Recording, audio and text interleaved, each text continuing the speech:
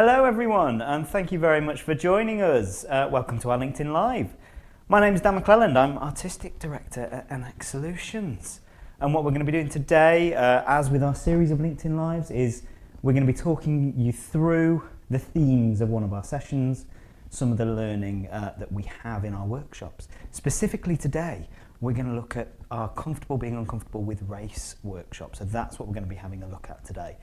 Before we get into that though, I'm going to tell you a little bit about Enact in case you're joining us for the first time. Maybe you're not familiar with us. So I'll just tell you a little bit about the work that we do, and then we'll get into some of the session content. So at Enact, we're a training provider, and we're very, very proud to have worked with some of the clients that you see on our screen in front of you. Not only to have worked with them, but I guess to have also learned from them. And lots of the experience that we've had, lots of the learning we're going to try and give you in this bite-sized 30-minute session as well. When we say learn from, that's very much part of our ethos. So at Enact, we are an experiential training company. We use drama for training. Sometimes when we say that in the space, a lot of our delegates suddenly go a little bit wide-eyed, fearful of that drama word. Please don't worry. Obviously, you're absolutely safe in your seats today. You're on LinkedIn, after all. You would also be safe in your seats, though, if you were a live delegate with us, because what we ask people to do is really experience the drama, comment on it, question it. We use it as a really, really great platform for conversation and for exercises as well, but you would also be safe in your seats. Today, and in our full workshops, it's massively interactive. Today is going to be slightly different. Because you are watching on LinkedIn, we're not going to have that interactivity in terms of hearing from you, unfortunately, although there is a chat function. So do feel free at any point during this workshop to get your comments in chat, talk to us about actually how this content lands with you, what it evokes, and we will try and work some of those contents in as well. I'm saying we a lot, and that's because I am by no means alone here today. So what I'd like to do is bring out our guest, who's going to talk through this session with me. This is Charlotte. Hello, Charlotte. Hi, hello. Hi, Dan. Hi, everyone.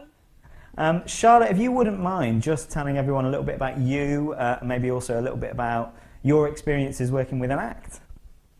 So, yes, I'm a diversity and inclusion consultant, and I facilitate sessions, some with Enact.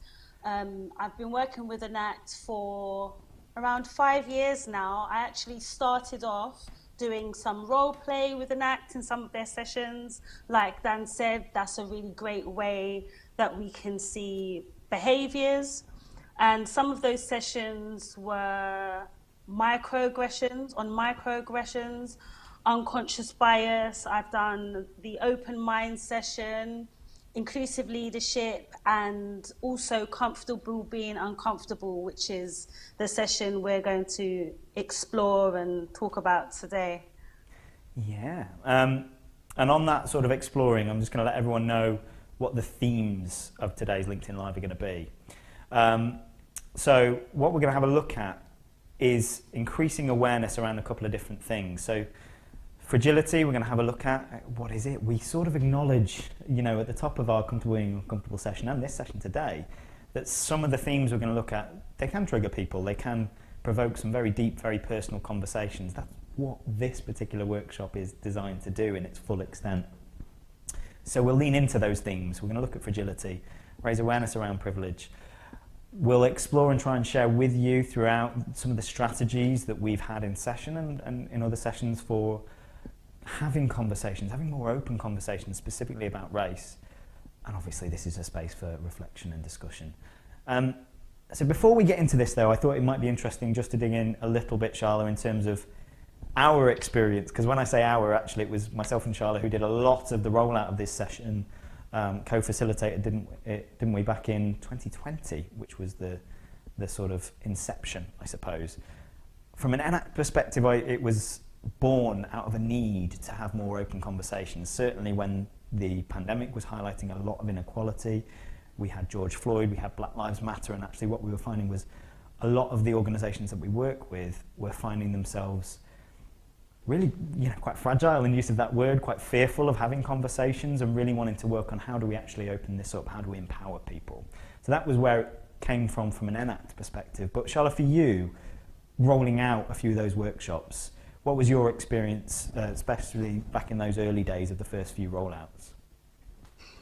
Yeah, it was an interesting experience because even though we're working in a professional capacity, there's still life, there's still the discussions and the events and all of the things that are happening.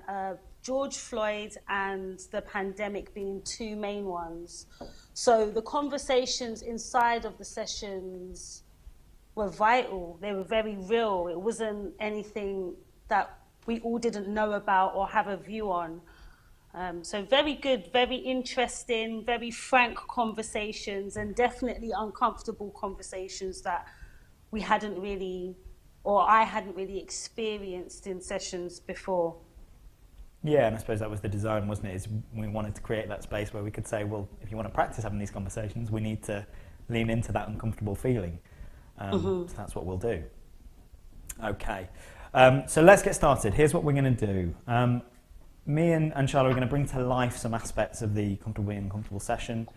We are going to show you a scene, first and foremost. But what we're also going to do is in the spirit of trying to capture some of that interactivity that we have in our workshops, is we're going to explore some of the exercises that we would normally do in the space with you, and we've pre-prepared some material to allow us to do that today. But that starts with a scene, so let me just give you a bit of context. You're about to watch a scene between two characters, Beck and Ryan. They're colleagues, but they're also friends. We don't worry about where they work. We'll always map our organisations to our delegates, so don't worry about anything like that. It is important to say that where we enter the scene is that Beck is watching a video of an incident that happened in Central Park. And this incident contained a scenario where a black man asked a white woman to put her dog on a lead in an area of Central Park where you are, by law, required to have your dog on a lead. And because he did that, she threatened to call the police on him.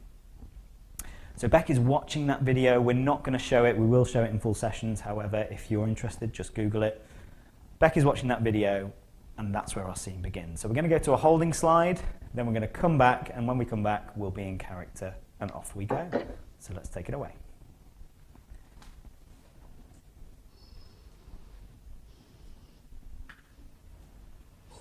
Hey, Beck.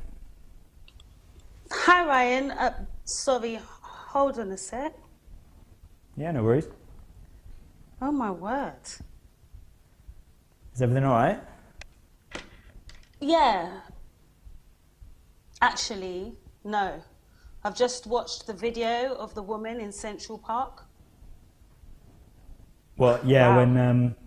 when she calls the police on the guy. Yeah, and for Yeah. what? For asking her to put her dog on a lead in an area where you're supposed to put your dog on a lead. Yeah, I know. It's unbelievable, isn't it? I think it's very believable. Yeah, you're probably right. I mean, some people still need to learn that colour doesn't matter. So, What do you mean? well, you know, the colour of someone's skin doesn't matter, does it? I mean, that's what equality is all about. I don't really see it like that. Well, yeah, it's just about treating each other as equals. But I'm not sure ignoring someone's skin colour is the best way to achieve that. Well, no, it is. You know, of course it is. I mean, all right. Take you for example. You know, when I look at you, I see Beck. You know, I don't see someone who's BAME. I'm black. Yeah, no. Yeah, but you know what I mean, though. Like, I don't see a black person. Why not? Well, because I see Beck. Then you don't really see me. No, I do. No, look, of course I do. I just try not to see colour because, you know, people are more than their ethnicity. Look, Beck, I'm not being racist or anything when I say I don't see a black person. Whoa, I never accused you of being racist. You might not realise it, but what you're saying, well, to me it's offensive. No, it's not. Yes, it is. being black is part of who I am. Why would I want anyone to ignore that? Yeah, look. I just don't think you understand though what I'm trying to say. I'm trying to tell you that I agree with you. I think we both agree about the woman in the park, but Exactly. this is about my Look, I identity. didn't mean any offence, all right? I know, but still, we should talk about this because Sorry. I'm getting a call and I really need to take it. Can we just have this conversation another time? Is that all right? Really? Sorry.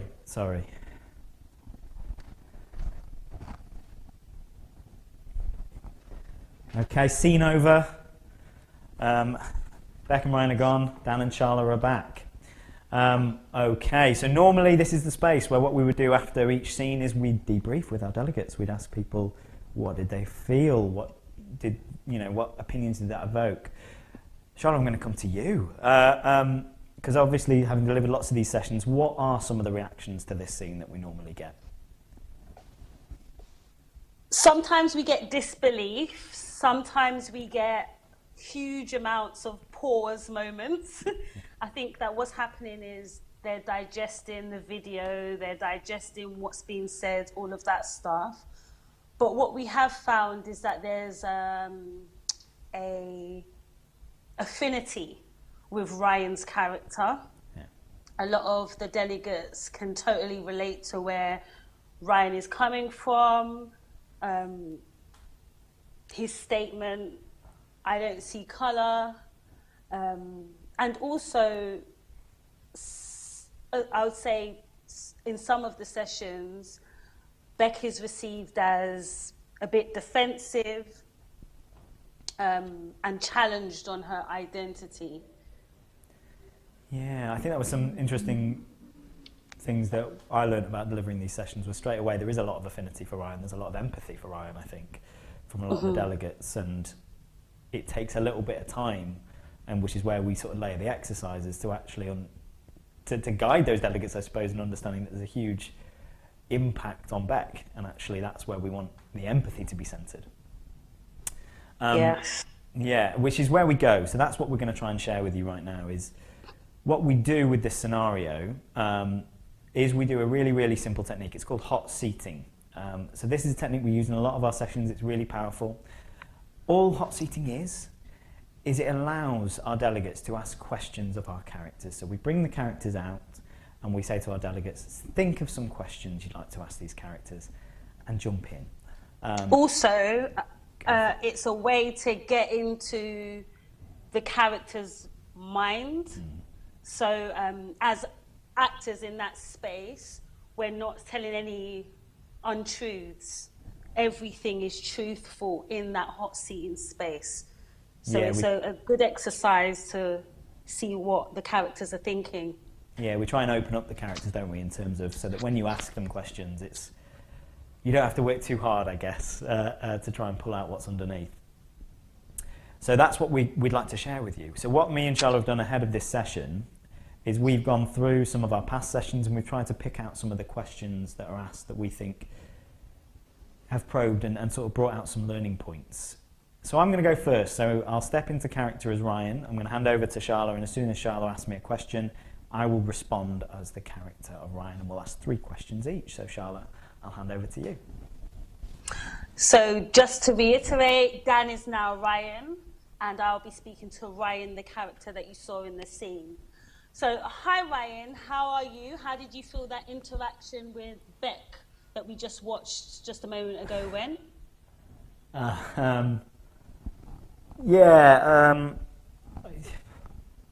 To be honest, I feel a bit weird. Not a great interaction, clearly.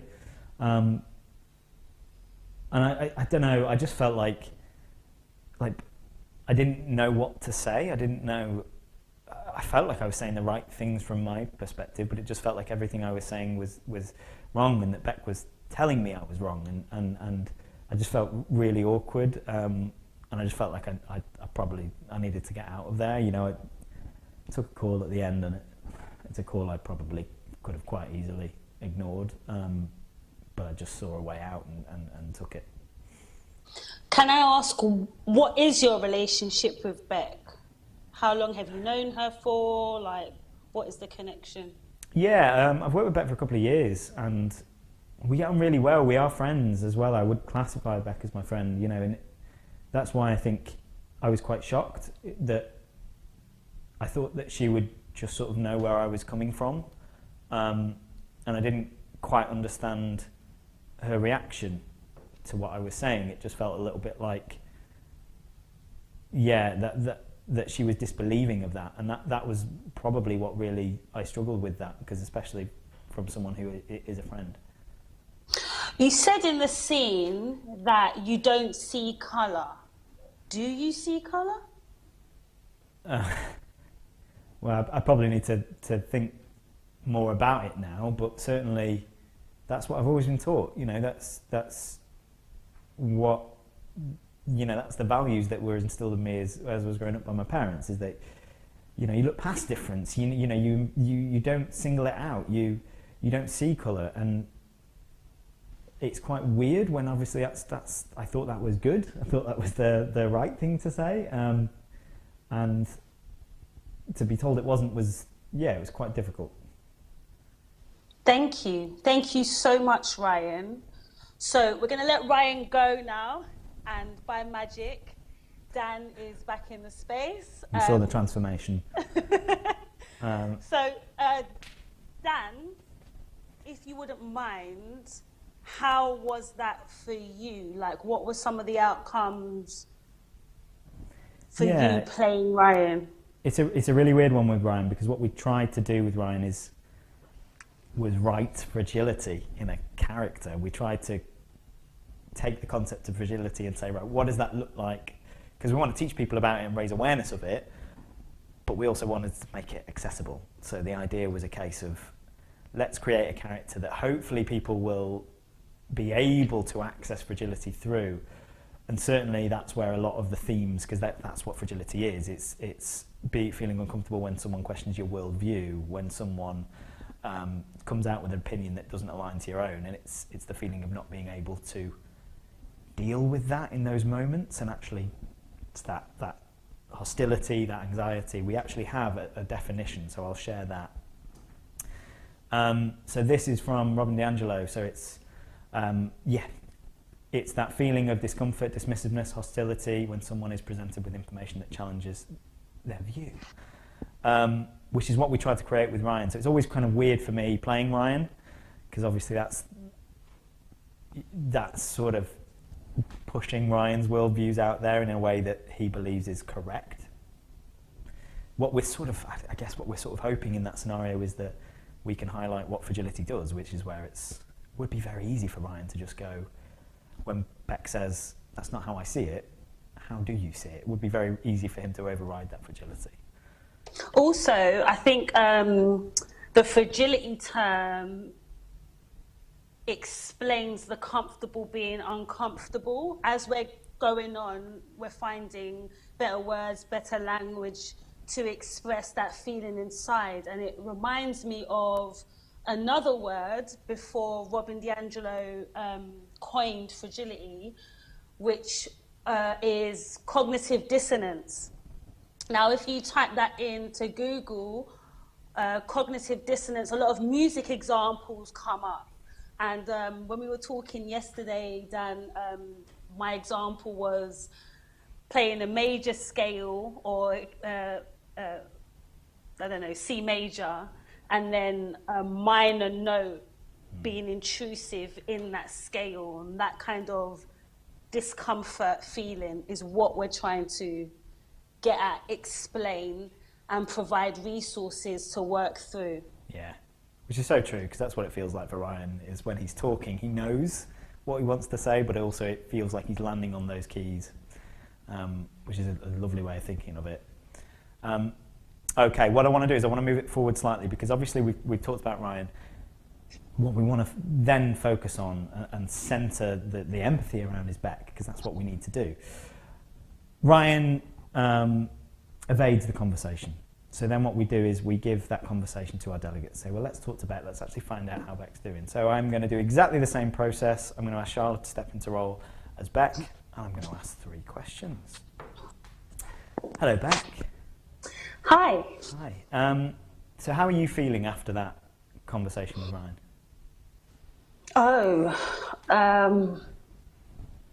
Very frustrated at Ryan. I feel like I was in the mindset to have a conversation that is extremely personal to me, and Ryan just up and left and evaded having that conversation, which was and is really important to me and is very important in terms of how I develop relationships with people. When you say, so obviously he evaded that conversation, will you go back and have another conversation with Ryan? Well, it doesn't feel like he wants me to. So ultimately, we are in a workspace, and I don't want to make anyone feel too uncomfortable. So Ryan leaving has definitely affected my confidence to reopen a conversation around race to him. But I mean, in terms of how passionate I feel about my identity, I will always have that conversation with anyone that wants to go there and listen. But potentially, obviously not Ryan now. Okay. Do you not feel, though, that you were a little bit defensive in that conversation?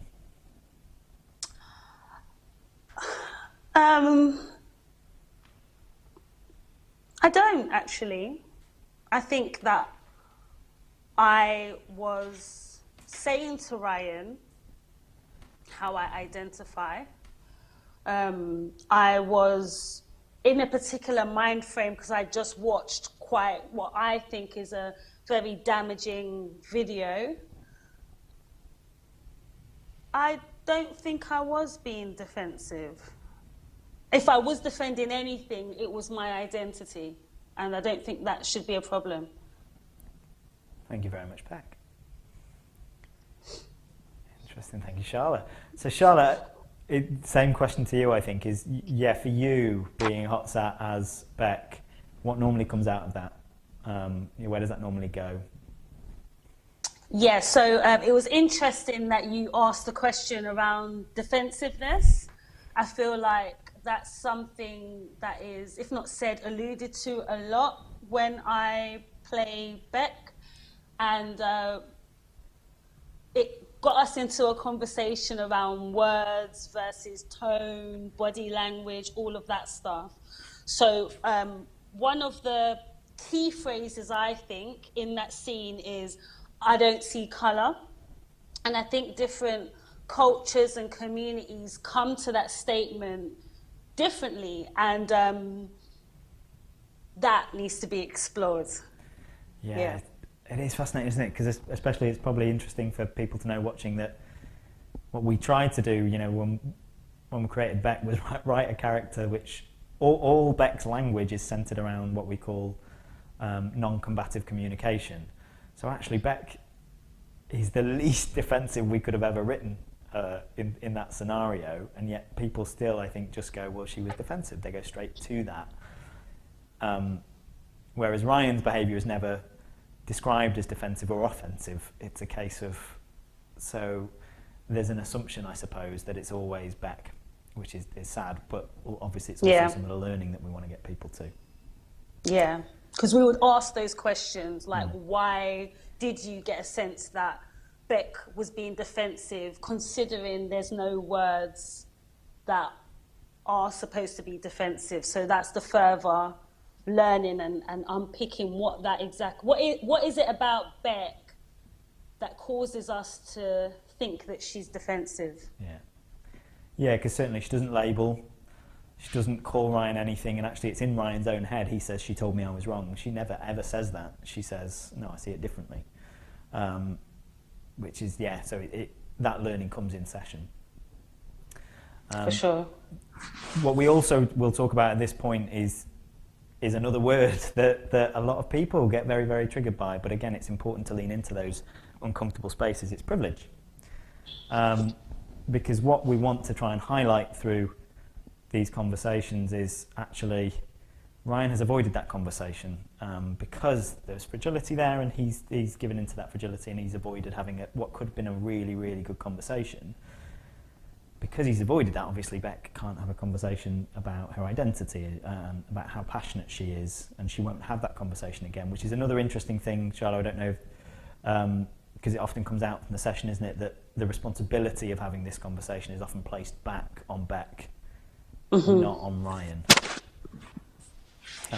So yeah, often that's where that goes as well. We look at the responsibility. Whereas Ryan, in that scenario, there is a privilege, because his barrier in that conversation is his own anxiety, whereas actually the challenge or the obstacle for Beck is a personal conversation, a conversation about her identity, about her place in this organisation potentially, bringing her whole self to this organisation. And that's all privilege is what we try and do in the session, is sort of take some of the emotion out of that term. All it is where there's a barrier for one person, there might not be for another, and if there is no barrier, there's a privilege in place. Often what we refer to in this is a CV experiment done by Sheffield University, Harvard University, Office of National Statistics. Take two CVs which are absolutely identical, put my name, Daniel, at the top of one of them, and put another name, potentially a non-British name, Akil, at the top of the other. They're identical CVs, but when you send off to be surveyed, Daniel's more likely, 90% more likely to be invited in for an interview on your average organisation, gets around $5,000 more as a starting salary. And that's the reason we explain it like that is, I'm proud of my name, I'm called Daniel, but it also doesn't cost me anything to acknowledge that I have no barriers in place there. That's what a privilege is.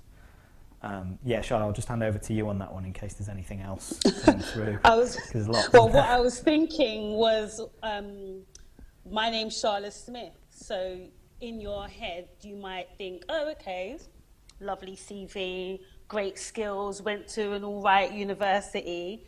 And then I come into the interview room. What goes on there? Does the face match the name? Yeah, fascinating, because that's actually one of the scenarios. It's probably important to say this is like one scene that we start with because we want to open up conversations. There's more, and there's actually that exact scenario in one of the scenes, isn't there, of an interview, and actually looking at some of the microaggressions that happen. Wonderful. We are approaching the end of our LinkedIn Live. We're coming up to the half an hour. So what I'd like to do before we finish is give you some of the hints and tips and some of the learning that we have in our session. So these are some of the conversations that normally come out and some of the learning that people have taken away, and we've tried to just condense them a little bit for you. So first and foremost, create a safe space. You need to be proactive about having these conversations. You need to create spaces to talk, to lean in. Especially if you're feeling that feeling of fragility and anxiety, just try and lean into it, please. You know, acknowledge that someone else has a different perspective from you, and just don't go straight to that judgment. She's calling me wrong, she's calling me, she's questioning my space in the world. Let's just suspend that for a bit. Exercise humility. You can acknowledge when you've made a mistake. A really simple tactic on this is center the impact, not the intent. Ryan could quite easily say, I didn't intend any harm, but he's caused a bit of harm, so let's just look at the impact. Use I statements and pause, take time and reflect. There's nothing wrong with saying, I feel a little bit anxious, can I just have a second to process? Charlotte, for you, what is some of the learning that comes through from this session that from obviously the lots that you've facilitated? The I statement that was there, I think is really important. And what you said about different people's perspectives, we live on a planet that enjoys stories and enjoys hearing people's different perspectives. And what I would invite is to just listen to people's experiences. If I'm telling you about an experience, a perspective, something that's happened that is personal to me, it's okay to just listen and understand that's how I see the world. Yeah, and that's actually it's a beautiful way of thinking about it, isn't it? It's just sharing stories. Wonderful. Yeah. Right, we are at the end, so I just want to say a huge, huge thank you Thank you so much to Charla first and foremost for being here and for sharing lots of your wisdom. Thank you. And for obviously all the work you've done for Enact in rolling this programme out. Thank you. For those of you who are watching, obviously do let us know if you have any thoughts. Use the chat function. But if you do want any more information about the work that we do, just head over to our website, enactsolutions.com, search for us. There's more information, more resources as well. And as we're saying also, this is a series of LinkedIn Lives that we're doing. So step back, have a look at some of the content that we've done before. For now, though, thank you so much again. We will leave this with you. Thank you. So take care, Charla, and take care, everyone else. Take care. Bye-bye.